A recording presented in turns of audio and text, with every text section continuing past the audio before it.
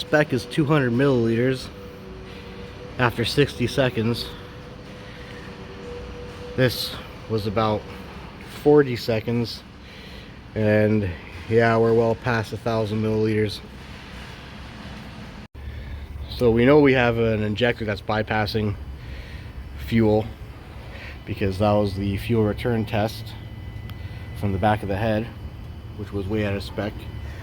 So the next step would be to isolate each injector one by one. There's block off tools, that's number 5, number 6, and do it one by one, redo the test. And when it falls in spec, well then the injector you have blocked off at the time is a failed injector. But seeing as this engine has over 1 million on it, I'm going to recommend to replace all 6 injectors, because that injector isolation test would take quite a lot of time to do, and all the lines will have to be replaced anyway because they'll be cracked open and removed. So either spend $1,000 doing the test at least, or use that $1,000 to go towards 6 injectors.